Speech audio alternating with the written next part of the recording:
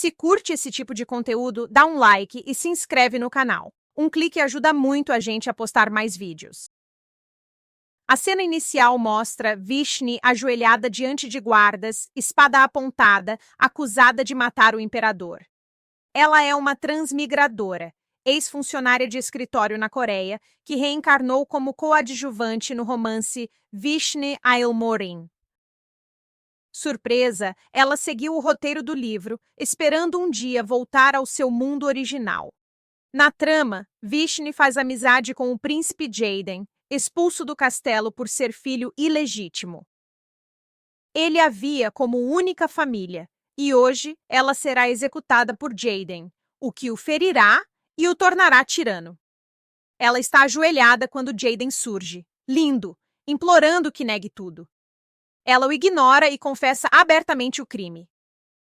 Ele desaba, culpando-se pelo que vai acontecer, e assim, nossa protagonista é executada. Bem, que início alegre, não é? Então, isso deveria ser o fim, certo? Errado. Para surpresa de Vishni, ela acorda jovem, recebida por um Jaden de 10 anos, fofo e de olhos grandes. Não só ele, ela também tem 10 anos de novo. Confusa, ela se pergunta por que voltou. Não tinha feito tudo o que devia? Ela pede a Jaden, agindo estranho para a idade, para sair. Precisa pensar porque seu plano falhou e o que fazer com ele agora. Será que devia fazer amizade com ele de novo? Ela decide que precisa mudar o rumo da história original para voltar ao seu mundo. Antes, após a execução de Vishni, Jaden iniciava uma revolução usando poderes mágicos herdados da realeza. Mas ele também herdou uma maldição que o enlouquecia, como os antigos reis, e só a Santa Cecília podia ajudá-lo. Ela não sabe o que acontece depois, mas acha que viveram felizes para sempre. Agora, confusa com um Jaden de 10 anos mais doce, ela se pergunta como ele virará o vilão cruel e como voltará para casa. Tentando testar os limites da nova doçura do jovem Jaden, Vishni tenta irritá-lo. Ela quebra coisas culpando-o, destrói brinquedos e tenta quebrar um cristal antigo. Jaden a impede sem raiva, preocupado que ela se machuque. Eu sei, né? Que fofo! Ela joga um balde d'água nele. Quando ele não reage, Vishnu o encurrala, exigindo saber por que ele não fica bravo com ela. Surpreso, Jaden pega a mão de Vishnu e diz que não está bravo, mas acrescenta misteriosamente que poderia ficar por um motivo, deixando-a cheia de dúvidas. Aceitando a maturidade e calma de Jaden, ela vai procurá-lo na biblioteca. Jaden surpreende Vishnu com um sorriso encantador e ela pergunta o que ele está lendo. Vendo que ele lê um romance, ela tira o livro e dá uma pilha de obras políticas sombrias, testando suas tendências tirânicas. Jaden se surpreende, pois não são livros típicos para um garoto de 10 anos. Mesmo assim, ele gosta e começa a devorá-los. Sentados juntos, Vishnu decide finalmente fazer amizade com Jaden. Ele parece doce, e ela é a única família que ele tem. Assim, ela se determina a ser a melhor amiga possível para Jaden. Jaden conta que começou aulas de esgrima, mas ela tenta convencê-lo a ficar lendo e lanchando. Logo após dar a ele uma pilha de manuais sobre como se tornar um vilão. Seus planos são interrompidos pelo mordomo Louis, que a repreende por tentar fazer Jaden faltar à aula. Jaden, divertido, afaga a cabeça de Vishnu e diz que brincarão após sua aula. Fico derretida com a aparência tão adorável dele. Vishnu é informada que seu pai, o Marquês, chegou de viagem com seus primos insuportáveis, Dufree e Benjamin. Conhecemos Dufree e Benjamin Louis Chelsea, primos da falecida mãe de Vishnu. Ela morreu após o parto, então Vishnu só admira sua bela e elegante mãe em retratos. Conhecemos o pai de Vishnu, Príncipe Amélia, surpreso com a recepção animada dela. Vishnu realmente sentiu falta dele, pois antes ele morreu pouco antes de seu 15º aniversário. Ela é, então, mandada para brincar com os primos. E, meu Deus, tudo desanda. Em 1 minuto, Dufree já insulta Jaden, chamando-o de órfão e servo. Vishnu está furiosa, mas Jaden não demonstra nenhum aborrecimento. Ela tentava se conter, mas quando o pirralho chamou Jaden de cachorro, Vishni perdeu o controle e avançou nele. Benjamin pula atrás dela, tentando detê-la, mas é inútil. Ela está completamente enfurecida. Só então Jaden intervém, tirando Benjamin e mandando-a parar. Com um olhar severo, ele diz para não agir em seu nome. Oh, céus! Parece que ela finalmente conseguiu irritá-lo. Confusa com a relutância de Jaden, Vishni se levanta de cima de Duffy com a ajuda dele. Ela nota o pé de Jaden sobre a mão de Duffy, sugerindo que as palavras o afetaram. Vishni duvida que seja intencional, crendo que o jovem Jaden é apenas doce e pacífico. E após um sorriso angelical de Jade, Vishni se convence de que foi sem querer. A ignorância é uma bênção, não é? Com isso, Vishni virou o maior medo dos primos. Um olhar dela já os fazia tremer.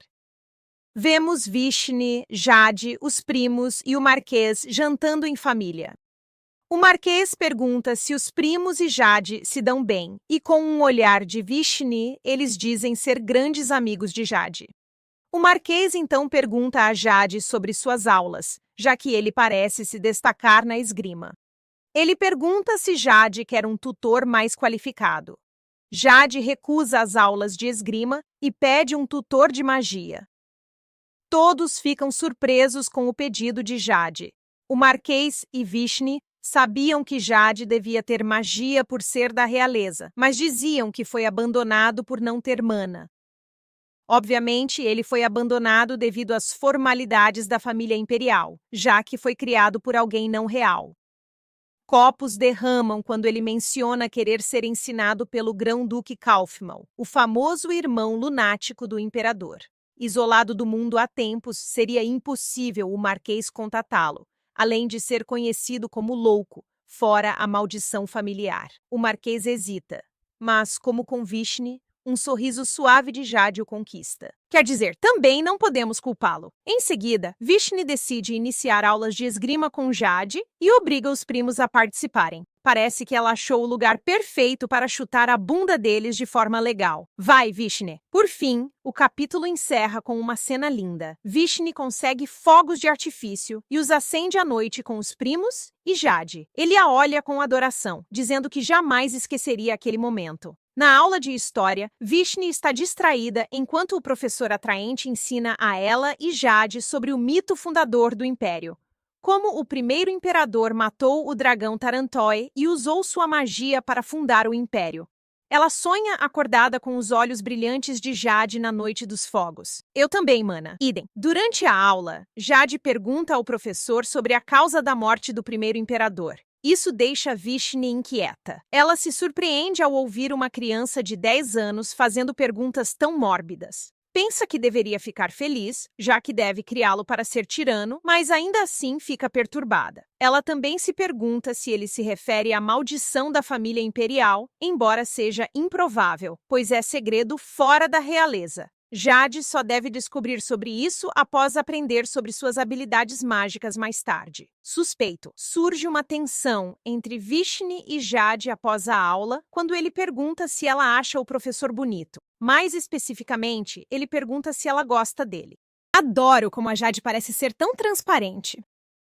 Após passarem pelo retrato da mãe da Vaishi, ela pergunta ao Jade brincando qual é o tipo de garota dele. Aí o Jade, todo corado, dá uma descrição idêntica a Vaishi. Ai, garota, não seja tão lenta. Tentando entender e falhando comicamente, Vishay acha que Jade se referia à mãe dela falecida. Jade ri histericamente disso. Poxa, garota, como você pode ser tão tapada?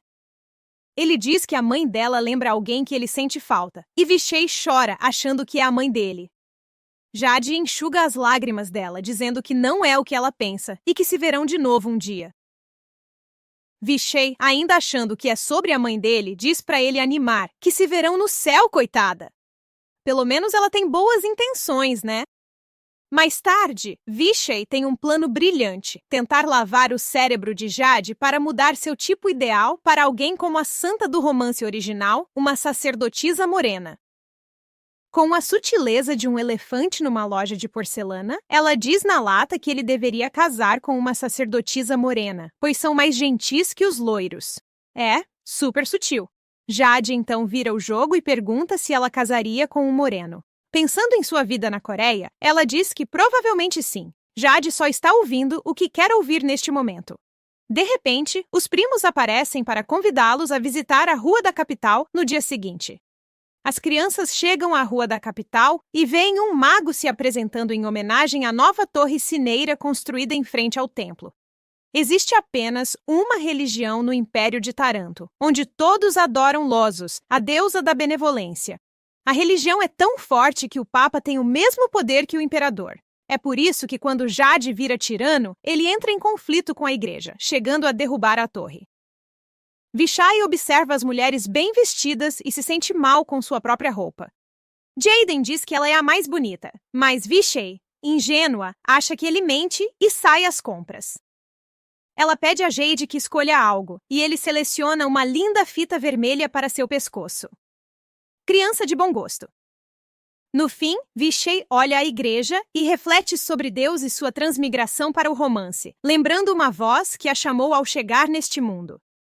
Vishai pondera se Losos, a deusa da benevolência, poderia tê-la trazido para este mundo. Ela logo descarta a ideia, afinal, ela deveria ser a própria deusa da benevolência. As 4 crianças correm para o templo, totalmente aberto hoje para a ocasião especial. Vem um homem vendendo caixas mágicas, onde se coloca um desejo escrito. Em 5 anos, abre-se e lê o desejo para que se realize. Então eles escrevem seus desejos, mantendo segredo um do outro até abrirem a caixa juntos daqui a 5 anos. Que fofo! Por fim, eles vão visitar a estátua da deusa. Vishai, surpresa, percebe que Jade está rezando. Não esperava que ele acreditasse em Deus, já que supostamente destrói o templo quando vira tirano. Seguindo Jade, Vishai fecha os olhos e reza. Ela pede que os eventos desse mundo sigam seu curso natural. As crianças se juntam nos jardins de Vishai para enterrar a caixa, jurando se reunir em 5 anos para abri-la. Dias depois, vemos os primos se despedindo de Vishai e Jaden, pois devem voltar para casa. No fim, Duffy ficou muito apegado a Jade, abraçando-o em lágrimas ao se despedir. Já com Vishai, nem se despede. Ela acena furiosa, enquanto Jade segura o riso. Jade questiona Vishai sobre sua frieza na despedida dos primos, insinuando insensibilidade. Surpresa, tenta convencer Jade que se importa, mas em vão. Não consegue mentir para ele. Porém, ela diz que choraria muito quando Jade a deixasse, mudando o clima. Irritado, Jade a segura pelo braço e ordena severamente que nunca fale assim. Vishai fica chocada. Nunca viu Jade tão bravo, nem quando tentava provocá-lo. À noite, Jade não consegue dormir, culpando seus pesadelos recorrentes. É quando ouve ruídos da janela e vê Vishai desenterrando a caixa de desejos e tentando abri-la. Muito divertido, ele observa Vishai ser pega e repreendida por uma empregada e Luiz. Jade finalmente consegue dormir após a cena, agradecendo Vishai mentalmente por alegrar seu humor. 5 anos depois, conhecemos um Jade de 15 anos, incrivelmente alto e bonito. Ele entrega uma carta dos gêmeos a Vishai adulta, dizendo que virão visitar em 2 dias. Não vinham há mais de 3 anos, desde que completaram 13 e escolheram suas carreiras. Aparentemente, Duffy agora é teólogo, enquanto Benjamin se tornou promotor. Vishai reflete e percebe que falhou em tornar Jade um vilão. Ele é até mais doce que ela. Depois, no jantar, Jade pergunta a Vishai sobre seus planos para sua estreia. Ela tem 15 anos afinal. É a idade em que garotas buscam um marido, e Vishai recebe muitos convites de pretendentes. Porém, Vishai não tem interesse nisso. Ela sabe que deve morrer jovem para voltar ao seu mundo, então nem pensou no assunto. Mesmo assim, Jade parece muito interessado na resposta dela. Ele pede que ela avise se mudar de ideia sobre o baile de debutantes para irem juntos, enquanto Vishai acha que ele só a vê como criança. Vishai, tão ingênua. Vemos o Marquês todo arrumado. Parece que ele vai jantar com o chefe da família Amélia. Vishai nota que Jade fica chateado com isso e o questiona. Ele ajeita uma mecha do cabelo dela e diz que às vezes ela é perspicaz, outras vezes tão densa. Garota, todos sabemos do que ele fala, menos você. Fala sério. Depois, enquanto Vishai e Jade tocam juntos, Louise rompe com uma carta na mão. Parece que, após anos, o Grão-Duque Kaufmel finalmente respondeu ao pedido de Jade para ser seu aluno. A diferença é que desta vez foi o próprio Jade quem escreveu ao Grão-Duque, não o Marquês como antes. Vishai pergunta o que Jade escreveu para obter resposta, mas ele só diz que era uma história interessante. Sempre misterioso, não é, Jade? Na carta, o Grão-Duque avisa que virá à mansão ensinar Jade antes do fim do verão. Curioso, Vishai pondera como isso afetará os eventos, já que no romance original isso nunca aconteceu. O capítulo termina com Vishai narrando que 5 anos se passaram desde a carta, trazendo caos à família. Vemos como Jade veio morar com a família de Vishai. Ele foi deixado de lado pela família imperial por nascer sem magia, culpando sua mãe, humilde. Então, decidiram que morasse com o Marquês. Só o Marquês, Louise e Vishai sabiam que ele era príncipe. Mais tarde, vemos os primos finalmente chegarem ao palácio. Os anos os favoreceram, tornando-os jovens altos e bonitos. Dufrey corre para abraçar Jade, ignorando Vishai, irritado, como sempre. Vishai cumprimenta Benjamin, notando seu físico forte e mãos calejadas do treino de cavaleiro. Ela oferece um abraço, mas Jade, ciumento, diz para não abraçá-lo só por serem de sexos opostos. Um pouco protetor, não acha, Jade? Dufrey se espanta como Vishai ainda não percebe os sentimentos de Jade após tantos anos. Mesmo, mano. Enfim, os 4 tomam chá juntos, e Vishai deixa escapar um termo atual ao perguntar sobre a vida acadêmica de Benjamin. Tentando se explicar, ela faz pior, e Benjamin ri, dizendo entender por que Jade falou que ela está ficando cada dia mais parecida com um homem. Que é isso, Jade? Vishai se pergunta se as carreiras dos primos mudarão a trama do livro, já que quando Jade vira tirano, enfrentará Benjamin e Dufrey como inimigos. Depois, Vishai brinca esfregando a cabeça de Dufrey, mas Jade intervém e tira a mão dela. Vishai fica irritada com Jade, sem entender por que ele age assim. Benjamin tenta explicar, dizendo que Jade só está sendo protetor com ela. Ainda sem perceber, Vishai diz que é porque Jade a trata como um filhote que causará problemas se ficar sozinho. Engraçado, os gêmeos consolam Jade enquanto uma Vishai confusa observa. Dufrey tenta convencer Vishni a ir a um baile de debutante com ele, pois queria ir a tempo, mas nunca achou companhia.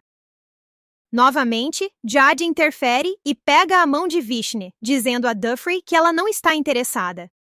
Sempre que tenta falar por si, Jade a interrompe, repetindo firmemente a Dufrey que Vishni não irá com ele. Vishni agora está ficando realmente irritada com Jade. Quer dizer, eu também ficaria irritado. É quando ela diz a Jade que deveriam ir juntos, o que o surpreende, embora ele não possa recusar. Os 4 analisam os convites de Vishni para bailes, mas Jade recusa todos, julgando-os impróprios para a filha do Marquês. É quando Jade sugere que Vishni organize seu próprio baile no castelo. Vishni desconfia um pouco de Jade, que mudou de não cooperativo para totalmente comprometido num instante, mas concorda mesmo assim. Obter permissão do Marquês, seu pai, é fácil, e logo começam a planejar o grande baile. Dufrey e Louise assumem a maior parte dos preparativos, enquanto Vishni fica encarregada de escrever os convites. Ela pede ajuda a Jade e criam um sistema. Jade tira os convites do envelope, Vishni escreve o nome do convidado e Jade os devolve e lacra. Bem esperta a Vishni, pois deu a Jade a maior parte do trabalho. Ao escrever os nomes dos convidados, ela se depara com Carmel Juraize Taranto. Notando que o sobrenome é o nome do Império, Vishni percebe que vai convidar o príncipe herdeiro, meio-irmão de Jade. Vishni começa a refletir demais sobre o convite. Por um lado, ela não quer convidá-lo temendo causar angústia a Jade. Por outro lado, ela sabe que não enviar o convite pode causar um problema desnecessário. No meio disso tudo, ela derrama tinta por todas as mãos. Jade, notando isso, ajuda Vishni a se limpar e diz para convidar o príncipe sem preocupação. Ele diz que está ansioso para vê-lo, já que no último encontro o príncipe estava bem desesperado. Mais tarde, Vishnu interrompe os garotos no quarto de Jade enquanto procuram smokings para o baile. Nisso, Vishnu lembra que é o dia de abrir a caixa de desejos que enterraram há 5 anos. Ao achar a caixa mágica, correram para abri-la e ver o que todos desejaram 5 anos atrás. Começando por Benjamin, ele tinha desejado se tornar um cavaleiro. Sortudo ele. O desejo dele se realizou.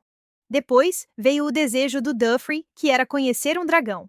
Bom, na defesa dele, ele só tinha 10 anos quando fez esse desejo, né? Então veio Vishnu, tornando-se a mulher mais bela do mundo.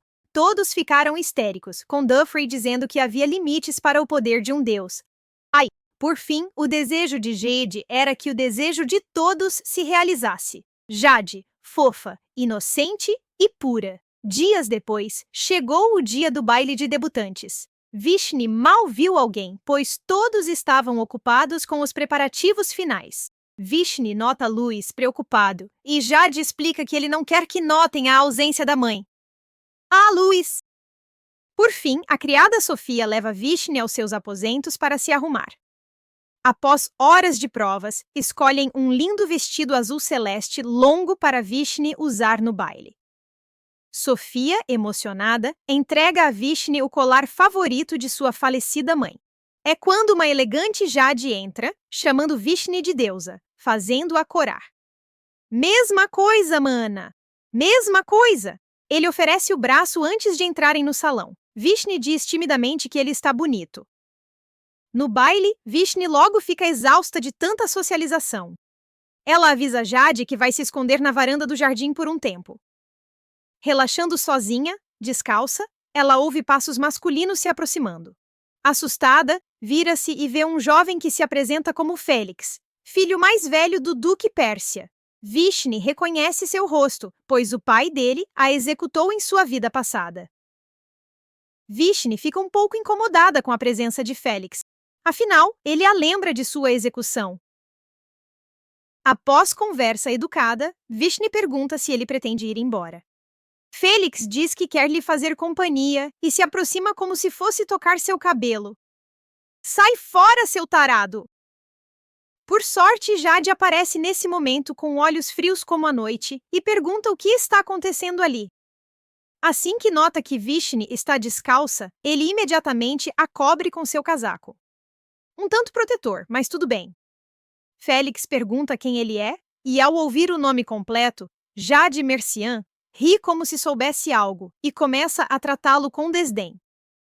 A tensão cresce entre eles ao trocarem insultos sutis, mas cortantes, até Vishnu decidir pôr um fim nisso tudo.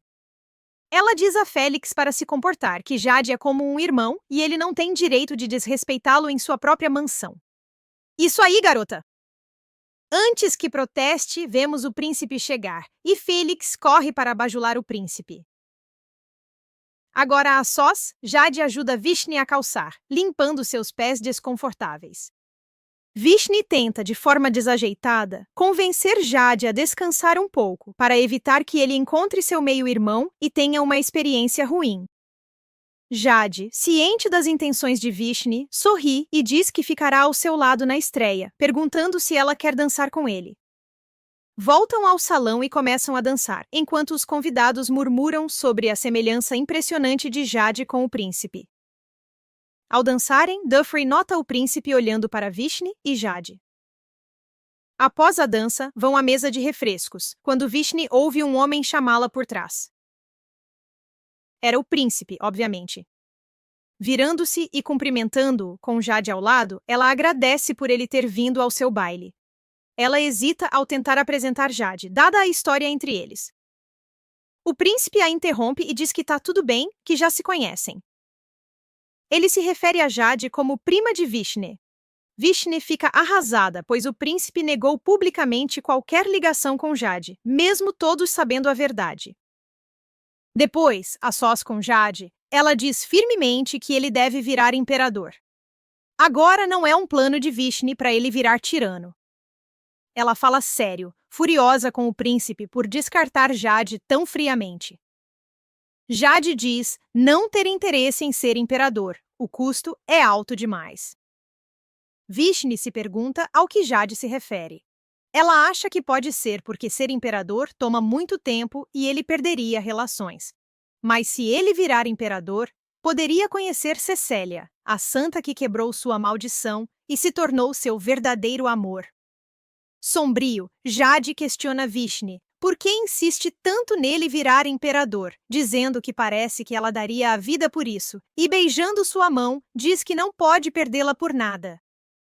Muito suspeito, Jade. Após o baile, já na cama, Vishni suspeita que Jade sabe que ela vai morrer, que talvez usou magia para prever o futuro. Porém, no romance, Jade não devia ter esses poderes ainda, então tudo fica muito confuso para Vishni. Vishni acaba adoecendo depois do baile com uma febre crescente.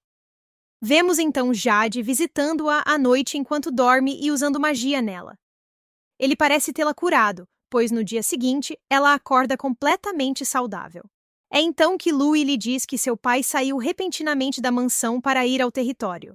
Vishni fica pálida como um fantasma, lembrando que foi nessa viagem ao território onde o diabo apareceu que seu pai morreu num acidente de carruagem da última vez. Vishni se apressa para tentar alcançar o Marquês e salvá-lo. Ela ordena a Louis que prepare uma carruagem rápida, dizendo que o Marquês está em perigo e que precisa salvá-lo. Ao ir ao quarto arrumar uma mala para a viagem, Duffrey a interrompe, perguntando o que está acontecendo. Uma Vishni aflita diz a ele o mesmo que disse a Louis. É quando Duffrey pega a bolsa cheia de armas mágicas dela e diz que irá com ela. Já na carruagem, Duffrey pergunta a Vishni como ela sabia que isso aconteceria. Ela decide não mentir mais e conta tudo sobre o futuro, dizendo que tem uma espécie de premonição. Duffrey aceita, mas pede que ela conte tudo a Jade quando voltarem.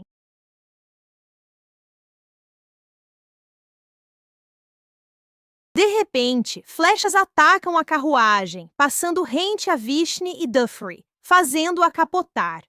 Vemos Louis informando Jade sobre o plano de Vishni de resgatar o Marquês. Por sorte, Duffrey e Vishni são arremessados e caem na grama ilesos, mas o cocheiro não teve a mesma sorte. 3 bandidos cercam a carruagem. Duffrey usa as esferas mágicas de Vishni, criando uma onda gigante que os arrasta. Duffrey sugere que eram assassinos, pois visavam suas vidas, não seus pertences.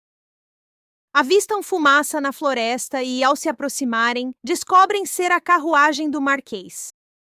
Ele está cercado por 4 criminosos armados, com a maioria de seus guardas mortos.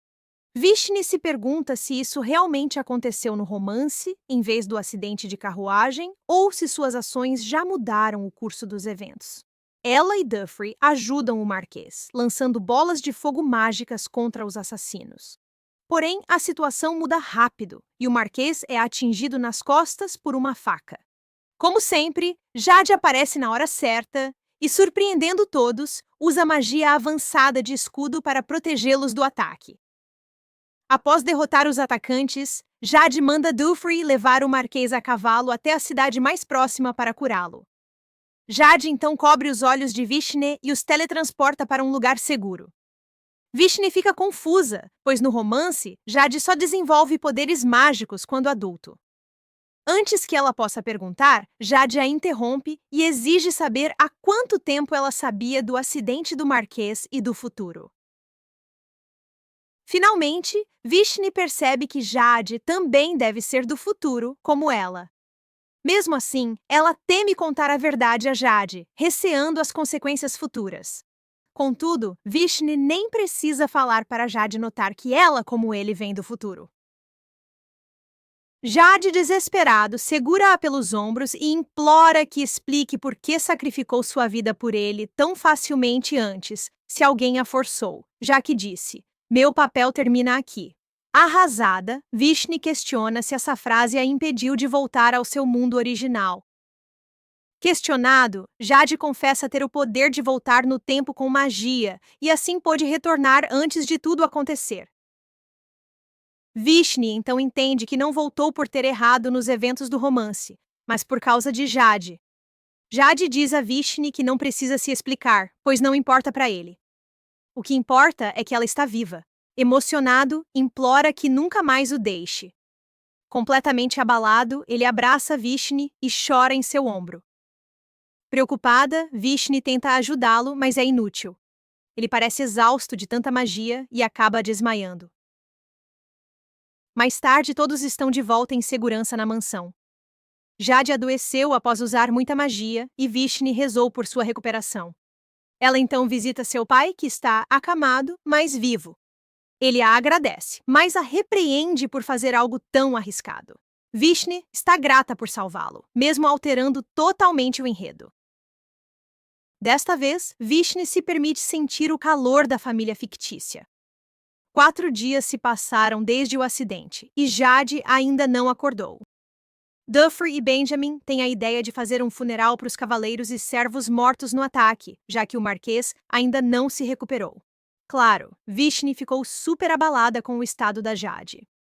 Duffer e Benjamin falam com Vishni e sugerem que talvez tenha sido Darton Melian, tio dela, quem mandou atacar o Marquês. Pensando bem, ela lembra de tê-lo visto no baile de debutante dela. Quando ela encontrou o príncipe, ficou na cara para todos a relação entre Jade e ele, até pro tio dela. Então, acham que ele mandou matar o irmão, pois sem a Jade, Dartel seria o próximo na linha pro trono depois do príncipe. Vishni se culpa muito, achando que se tivesse estreado como no romance original, sem fazer seu baile, nada disso teria acontecido. Docemente, vendo a angústia dela, Duffer a conforta. Parece que ele realmente se superou, afinal. Vemos Vishni sentada ao lado da cama de Jade, velando seu sono. O médico diz que não sabiam quando ele acordaria, pois entrou em coma após abusar de seus poderes mágicos. Contudo, enquanto Vishni descansava ao seu lado, vemos Jade finalmente despertar. Ao acordar, Jade ouve uma voz sombria repreendendo-o, chamando-o de tolo e acusando-o de roubo. Nesse momento, Vishni acorda e se emociona ao ver que Jade finalmente despertou. Jade diz que não a culpa por nada, nem por se sacrificar por ele ou deixá-lo para trás. Com olhos de ametista brilhantes, ele diz que só se importa que ela esteja viva. Ah, isso me derrete o coração. Vishni, então, o questiona sobre o uso de magia, pois voltar no tempo deve ter exigido muito poder. Ela pergunta se ele já enlouquece pela maldição imperial e qual o preço da sua magia. Jade diz não saber. Vishni, preocupada, implora que nunca mais use magia. Jade a tranquiliza, dizendo que não se arrepende, pois Vishni está viva. Ele pede que conte sobre a linha do tempo anterior. Vasheth questiona o motivo. Ele revela ouvir uma voz sombria nos sonhos, a mesma ao acordar, temendo perder a sanidade. Desesperada, Vasheth tenta convencê-lo a ir ao templo divino para salvá-lo. Mas seria inútil, pois a santa só apareceria em 5 anos quando fizessem 20 anos. Agora vemos Vasheth dormindo, com a cabeça no colo de Jade, de volta aos seus aposentos na mansão. Percebemos que Jade tem sofrido surtos esporádicos de magia que não consegue controlar. É por isso que o grão-duque Kufmel, tio de Jade, finalmente chega.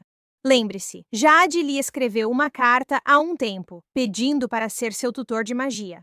Na carta, Jade contou ao duque sobre seu retorno, e agora é bombardeado com perguntas sobre seus poderes. Parece que Jade acredita que o duque pode ajudá-lo a melhorar sua saúde com magia. Não esqueçamos, a magia da família imperial tem um alto preço: a sanidade. A quantidade de magia que Jade já usou o coloca em grande risco. O duque também se oferece para ajudá-lo a controlar os surtos de magia.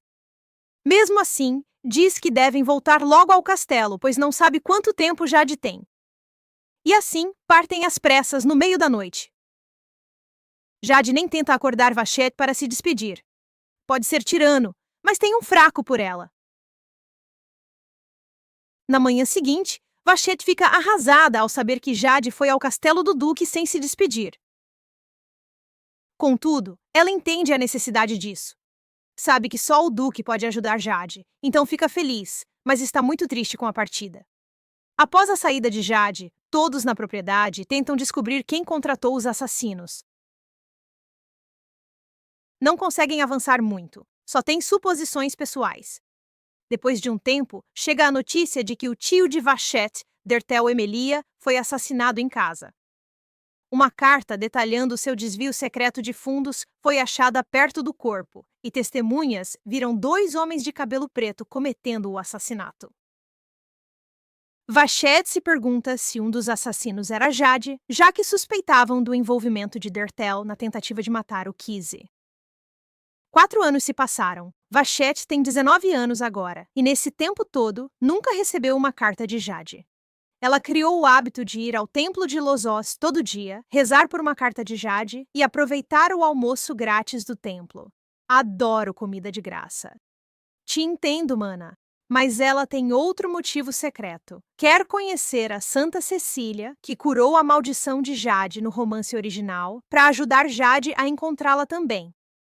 No templo, ela também conheceu o Padre Michel, o sacerdote mais poderoso do Império. No romance original, ele é inimigo de Jade, mas, bem, no romance original, Jade também destruiu o templo. Então, Vachette e o padre acabam virando grandes amigos. Também ficamos sabendo que Dufree finalmente se tornou padre. Vishni trouxe um livro para o templo para Dufree, chamado A Noite Indecente do Marquês. Ela é igualzinha a gente. Parece que Dufree também é fã do autor e fica todo animado quando vê o que Vishni trouxe. Mesmo sendo padre, vemos que nem ele resiste a um bom romance. O autor lançaria um livro novo com autógrafos na manhã seguinte, e Dufree pede para Vishni comprar. Então Vishni acorda cedo e vai à livraria fazer fila para o lançamento antes de abrir. Na verdade, ela queria o livro para si mesma. Coitado do Dufree. Na fila, ela conhece uma mulher de cabelo escuro logo atrás dela. Curiosamente, ela tem o mesmo penteado que a santa costuma usar. Quando pegam os livros, a mulher tropeça e Vishni salva o livro em vez dela. Prioridades, garota! Mesmo assim, ela vê um papel com uma flor amarela única cair no chão. Vishni parece reconhecê-lo e pergunta à mulher se poderiam conversar. Vemos que era Cecélia, a santa que salvaria Jade e se tornaria seu amor. Surpresa! Ela é fã do autor que Vishni e Dufree adoram, confundindo Vishni ao vê-la na livraria, não no templo. Vishni fica perplexa, pois essa Cecélia é bem diferente da do romance original. Essa Cecélia é obcecada por romances, mas Vishni a imaginava mais inocente e pura. Pessoalmente, essa Cecélia parece bem mais divertida, mas entendo a frustração de Vishni, já que nada segue o enredo do romance original. Vishni, então, decide mudar a personalidade dessa Cecélia, sutil como sempre. Ela leva Cecélia ao templo, onde esta diz nunca ter estado antes. Fazia sentido, pois no romance original ela só descobria seus poderes divinos aos 20 anos. No templo, Cecélia não para de falar como os sacerdotes são bonitos, e que viu o templo e alguns deles num livro sobre homens atraentes.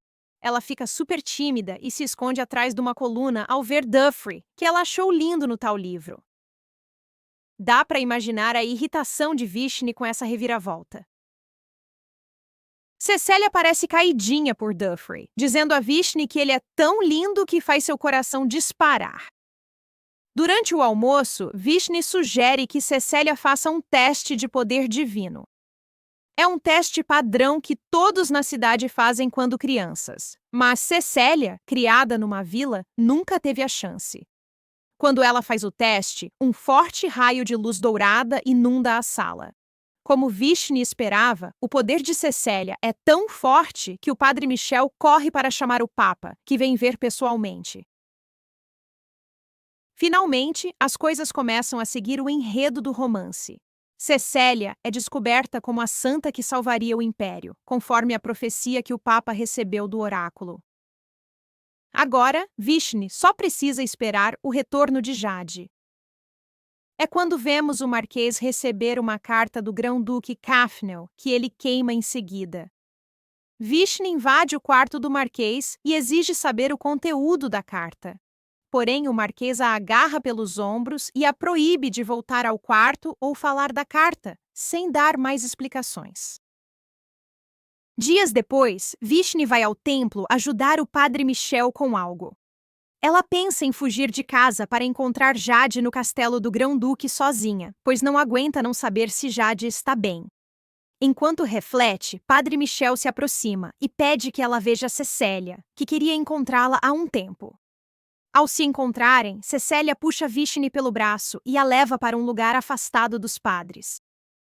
Ela conta a Vishnu que ficou super ocupada como santa e temia não poder ir à sessão de autógrafos do novo romance na manhã seguinte.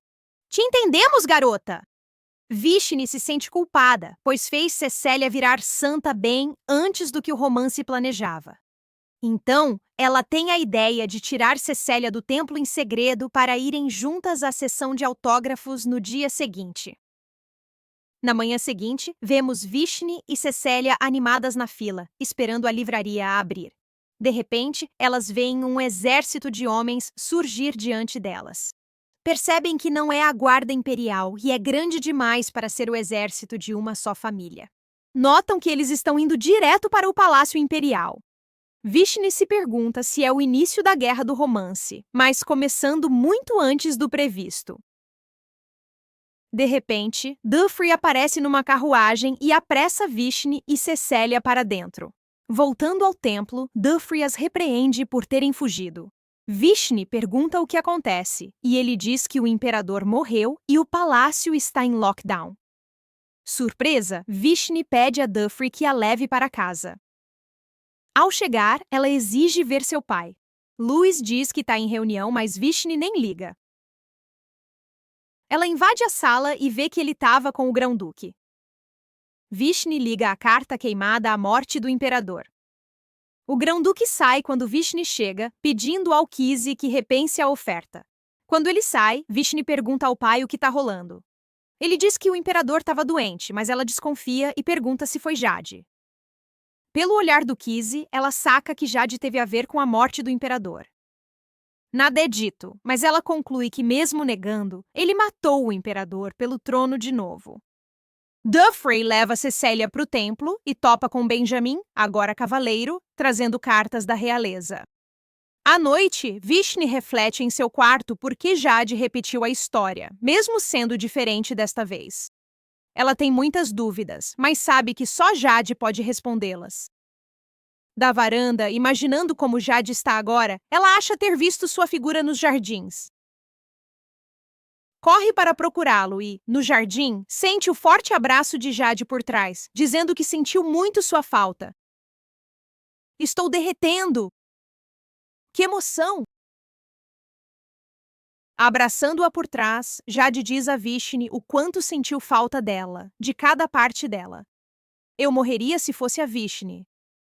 Vishnu chora, repreendendo Jade por nunca ter lhe escrito. Pergunta sobre sua saúde, se melhorou, e ele diz que não viria se estivesse morrendo. Furiosa, Vishnu diz que, nesse caso, ele deveria vir ainda mais. Talvez ela não saiba ainda, mas claramente nutre fortes sentimentos por Jade. Ela finalmente pergunta sobre o imperador e principalmente sobre o príncipe herdeiro. Aparentemente, Jade não sabe como está o príncipe. Vendo Vishnu surpresa, Jade diz que não é mais o mesmo. Aquele Jade morreu com ela. Vemos um Jade musculoso, sem camisa e ferido, acordando com batidas na porta. É o Duque Cafele, que então entra nos aposentos de Jade. Estão num acampamento militar, uma memória da vida de Jade após a morte de Vishnu. Já se passaram 2 anos desde a morte de Vishnu. Jade, agora imperador, guerreia países vizinhos. Cafele fala sobre magia para voltar no tempo. O Grão-Duque dá a Jade um amuleto em forma de colar. Antes de Jade partir para o passado, o Duque pede para lembrar seu eu passado como criou esse método de viagem no tempo. Jade consegue viajar no tempo bem na hora, já que seu acampamento acabou de ser invadido por tropas inimigas. Esse método não é muito confiável, já que ele tem pouco ou nenhum controle sobre onde vai parar. Na primeira vez que tentou, ele acabou aparecendo bem antes da execução de Vishnu. Ele corre para o terraço, onde ela é morta, mas guardas o impedem de evitar que Vishnu confesse o assassinato do imperador, que, na verdade, ele cometeu. Coitado do Jade. Ele acabou tendo que ver a execução de Vishnu 2 vezes em vez de conseguir salvá-la. Enquanto chorava por Vishnu no local de descanso dela, o Grão-Duque Cafeli aparece, lembrando que é o Grão-Duque do passado, mas Jade implora que ele o ajude a viajar no tempo de novo. Ele conta ao Duque como o ajudou a viajar no tempo antes. Como Jade já fez isso uma vez, afetando seus poderes, o Duque avisa que fazê-lo novamente pode matá-lo. Finalmente, a segunda tentativa funciona, e Jade acorda como seu eu de 10 anos, de volta ao castelo do Marquês, onde nossa história começou. De volta ao presente, Vishnu ainda está confusa com as palavras de Jade. Ela se pergunta que tipo de Jade ele é agora. Jade garante que agora fará qualquer coisa, desistirá de tudo para protegê-la. Vishnu finalmente entende as motivações de Jade. Ela percebe que tudo que Jade fez até agora foi para impedi-la de se envolver na guerra e de morrer. Mesmo assim, Vishnu ainda se preocupa com ele e sua saúde. Ela se pergunta se ele viveu o suficiente após sua execução para conhecer Cecília. Jade diz a Vishnu para não se preocupar com ele. Ele não pode curar a maldição, mas garante que pode controlá-la. Não é o suficiente para Vishnu. Com um olhar feroz, ela está determinada a salvar Jade. Afinal, ela descobriu o mesmo sobre Cecília. Ele pede a Vishnu que o espere. Em poucos dias, diz que irá buscá-la em casa. Jade está no Palácio Imperial com Benjamin, seu cavaleiro pessoal. Benjamin pergunta o que fazer com o príncipe. Jade diz: deixá-lo viver. Benjamin alerta sobre os riscos, mas Jade está convicto da decisão. Benjamin questiona por que não matou o Duque Pérsia, que apoiava o príncipe. Jade quer mantê-lo vivo, afirmando ter uma dívida com ele. Vemos então Vishnu recebendo uma carta de Cecília pedindo ajuda. Parece que a cerimônia de Cecília como deusa foi adiada devido ao clima político confuso do império. Decidiram adiar até depois da coroação do novo imperador. Porém, não é isso que está preocupando Cecília. Na verdade, ela está inquieta por ter recebido uma carta do castelo pedindo que se encontre com o novo imperador. Na mente de Vishnu, Jade. Cecília ouviu rumores sobre o novo imperador, dizendo que ele é bárbaro e cruel, e teme que ele queira matá-la. Vishnu, no entanto, insiste que são apenas boatos. Ela confessa a Cecília que ele é seu amigo de infância e uma das pessoas mais gentis que conhece, acrescentando que é muito bonito também. Temos que admitir, Vishnu está mesmo tentando retomar o fluxo original do romance. Mais tarde, chega o dia da coroação. Tanto Vishnu quanto Cecília estão presentes. Cecília ainda parece inquieta, nervosa com tantas autoridades presentes. Mas Vishnu a tranquiliza, dizendo que padres e até os deuses a protegerão. A cerimônia começa e Jade se aproxima do Papa para receber a coroa. O clima é tenso entre os convidados e Jade tem um semblante gélido no trono. Dufrey chega e diz às garotas que é hora de conhecerem o imperador. Vishnu se surpreende por ter que ir também, achando que era só um encontro igreja-imperador. Mas informam que Cecília pediu, pois estava com medo de ir sozinha. Na sala, o Grão-Duque e Padre Michel falam da relação igreja-estado. O Duque acha que se dão bem, mas o padre desconfia do novo monarca. É aí que Jade surge, e sem cerimônias, agarra Vishnu pelos ombros e a leva ao seu lugar, deixando todos boquiabertos com a intimidade entre elas. Tudo parece correr bem, mas os planos de Vishnu de juntar Jade e Cecília não fluem como esperado, já que as duas nem sequer trocam olhares. Depois que Jade sai, Vishnu avista Benjamin. Ela descobre que ele virou guarda real e, furiosa, ameaça Benjamin e Dufrey por não terem revelado o paradeiro de Jade antes, já que sabiam há tempos devido aos seus cargos. Bom, ainda são primos, afinal de contas. Aí descobrimos que Benjamin segue o Duque desde os 17 anos e sempre fez parte da rebelião, embora nunca tenha contado a Vishnu ou a qualquer outra pessoa. Aos 17 anos, o Duque Catimail chamou Benjamin para se preparar para o exame da cavalaria real. Ele correu direto para a residência do Grão-Duque para descobrir o que estava rolando. Ao chegar, só viu Jade se preparando tranquilo no corredor, o que não esperava. Enfim, ele pensa numa missão para apoiar Jade, a rebelião e fazê-lo o novo rei. Agora, ouvindo a história de Benjamin, Vishni acha que é uma fraude comercial. Ela reflete sobre a situação do reino e se o salário dos cavaleiros é alto. Ao concluir que Jade é chefe de Benjamin, seu rosto se contorce e o clima muda. Por falar nisso, Jade se aproxima para ver se estão falando mal dele. Logo, Jade convida Vishni para dar uma olhada no jardim. Mesmo sendo o dia da coroação, ele sempre tem tempo para um chá com ela. Ela aceita o convite e vão ao jardim de mãos dadas. Vishni observa o jardim e nota mudanças no palácio. De repente, pergunta o que Jade acha da Cecil. Ele não reconhece Cecil, então Vishni a apresenta. Como ele não a conhece? Estavam no mesmo lugar há pouco. Cecil é linda, parece uma deusa. Vishni elogia sua personalidade, gosto pela leitura e comida favorita. Jade então pergunta sobre a própria Vishni. As duas são bem parecidas, até nos gostos. Isso prova que são muito próximas. Têm até os mesmos hábitos de sono. Acordar cedo é difícil para Bishai, então Jade sugere que more no palácio. Assim, Bishai fica mais confortável e sem preocupações. Enquanto isso, Cecil é informada que ficará temporariamente no palácio, pois o rei precisa de seu apoio psicológico. Ela começa a se preocupar um pouco, principalmente com o novo imperador, já que, admitidamente, não gosta dele. Jade está sério sobre convidar Bishai para morar no Palácio Real. Ele está disposto a fazer ajustes para tornar tudo mais conveniente para ela. Ela se pergunta por que ele convida casualmente alguém para morar em sua casa. Será que por causa do tamanho do palácio, ele se sente sozinho às vezes? A verdade é que morar no palácio é um pouco demais para ele. Depois, Bishai o lembra de tratar Cecil bem, pois ela logo entrará no palácio, mas ele não presta atenção. Num momento, Jade limpa algo do rosto dela, fazendo-a corar. Flashback para dias após a coroação, Cecil já se mudou para o palácio. Parece que o Duque Catimail logo pediu a Cecil para testar o poder divino. Atualmente, Bishai acha que o teste serve para quebrar a maldição de Jade. Ao olhar o papel, ela sente como se estivesse tendo um déjà vu. Ela hesita se deve confortá-la desta vez. Quando as garotas se encontram, Cecil chora dizendo que odeia o palácio. Reclama do rei frio e tudo mais, já querendo sair daquele lugar. Bishai a acalma e a convida para dar uma volta. No jardim, Cecil diz que tem medo de decepcionar Jade. É porque ela pensa demais. Coitada da Cecil. É uma situação realmente lamentável. Além disso, Cecil se sente muito só no palácio, diferente do templo. Outros padres não vêm para manter os segredos do lugar. Ela pede a Bishai para ficar no palácio com ela. Ao menos isso tornaria sua vida suportável. Porém, o palácio não é um lugar onde qualquer um possa viver.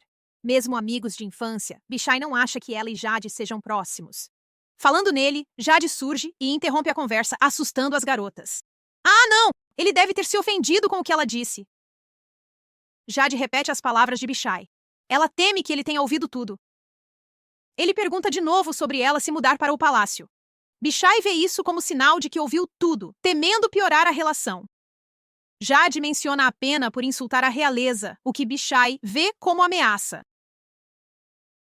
Se não se mudar, ele fará Cecil confessar ter insultado a realeza. Bishai teme ser repreendida por ir onde não pertence. Mas isso não importa devido à presença de Jade. Cecil acha sua atitude ameaçadora e inexplicavelmente má. Nesse ritmo, vai rolar outra guerra no palácio, porque entre esses dois não tem paz.